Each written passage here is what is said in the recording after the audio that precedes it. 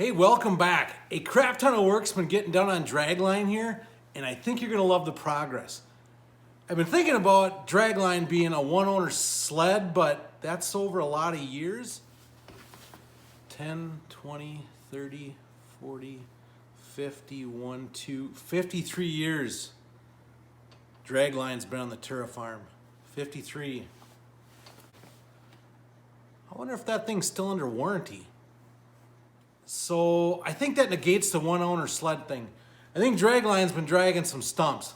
Nonetheless, we persevered. So pitter patter, let's get to work. Again, 12 horse Kohler, delete.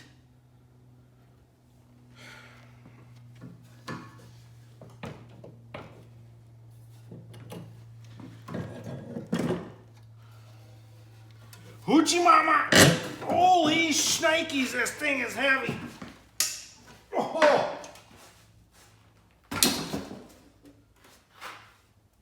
Ooh. That's heavy. So once the engine is out, the project's like it's really starting. So, kind of reality is setting in. One of the things that was missing on this is the recoil. And if any of you have been around Kohlers much, you'll know that recoils are like a unicorn in a field of daisies. So a K301 12-horse Kohler popped up on Craigslist, and there was just one picture of the recoil. I was so damn excited, I drove 5 hours round trip to buy the carcass, or what was left of the engine. It didn't matter. I mean, ultimately it was a fail, but hey, I held this thing in my hand. I was so goddamn excited. It was still worth the 5 hour round trip because basically I have a core to rebuild. I always said I'd do some really dirty things to find a new old stock Kohler recoil in the box. Well, lo and behold, one popped up on eBay, and you can't start hoarding parts unless you start hoarding parts. So I had that thing shipped to the house too. So I started taking the engine apart to kind of assess what I had and to do kind of an inspection on it and to do a bunch of seals and gaskets.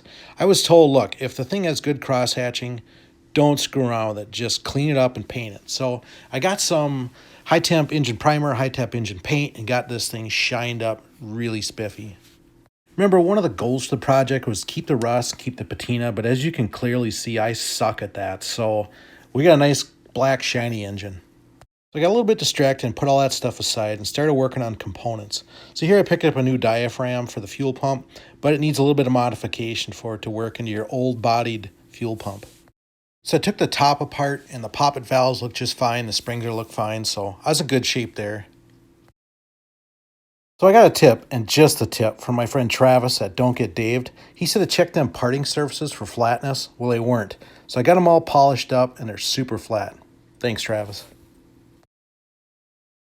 So I got the pump put together with the new diaphragm, and it immediately was sucking fuel. I was pretty happy with that.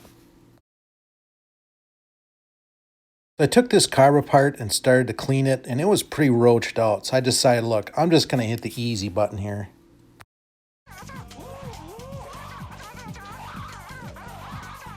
Yeah, it's a China carb, but I got a lot of people telling me, look, quit screwing around, just do that. So I did. So I started taking the primary clutch apart. So this is a 1-inch round keyed shaft Polaris clutch. I had the bearing that was on it that was a little bit janky, but I was able to soak it in oil, and I was able to pop that seal off and put grease in it. So that worked out pretty good. I had one broken part inside, and thanks to my buddy Mike Lacklor, he had that extra part. So put that in, cleaned her up, painted her. Looks like $1 million. So I went for a little bit of visual progress, got all that shiny tin back on, new head bolts, gaskets, all the ignition points, condenser and all that. Polished that recoil to a high luster, and damn if this thing isn't looking good. So much for patina. So it's time to start processing the chassis, and this thing is pretty nasty. So I got the track out of it, the skid, the driver and all that. And the skid's pretty rough. Like, I don't think I can save it. It's bent and twisted and been rewelded 16 times. So stump pulling for dragline is definitely what was happening. There I am, taking a track apart once again. I salvaged all the good cleats, salvaged what belting I could. Went and bought more belting, went and bought different cleats I had, and I got enough stuff to put a track together. We're going to come back in part 3 and check that out, but there I was, working on tracks once again. It was time to get after cleaning, so we're running out of good days. So I took some degreaser, grabbed the pressure washer, tossed this thing to dry away, and let her have it. You can see from the leaves here that we were on the last days of summer. And man, oh man, did this thing come out clean. I didn't have to do much to it once I pressure washed it. The hood hinge was pretty beat up and rusty, so I got that thing cleaned up, and yeah, no patina, I know. Belly pan, got that cleaned up, and unfortunately the holes in the hood hinge brace were so huge I had to upsize them all to 3/16, but what are you gonna do? Alright, so this might drive some of you guys nuts. So old Dragline, again, drag and stumps, had the tow hook ripped right off it. So there was a farm fix on it, which, is fine. But I just couldn't leave that alone. So I got everything taken apart to kind of assess what I was dealing with. And lo and behold, I had a 73 skid out back. So I was able to take the Sawzall and cut the old one out and weld in a new one. It looks awesome. I rewired the lights, got that thing all steel wooled, and it looks pretty damn respectable. The finished product was pretty nice. I'm pretty happy with it. So I don't know. It is what she is. Looks good. I think Dragline's front bumper was dragging stumps in reverse, so I picked up another bumper, and yeah, it's not chrome, but it's a right shape, so it's a win. Started working on the fuel tank, and this picture pretty much spells the whole thing out. I threw in a couple handfuls of nuts and bolts, rotated that sucker around, and I am a firm believer in evaporust. It took me about a week and a half. I got the inside of that tank just spotless. In the height of its day, Dragline drug a lot of stumps. I think it blew a skid based on all the welds, and the track shifted over and it took out part of the tunnel. I fabricated up a repair, and it turned out pretty friggin' awesome, so I'm pretty happy at this point. Then I got the fuel tank on, the rear bumper, the snow flap, everything back together, new fuel lines run, and dang, this thing is shaping up in the back. I don't know, I'm pretty happy with all of it. Now, the creme de la creme of every cat project is a new seat, and my good friend Jack Lovis did this one for me.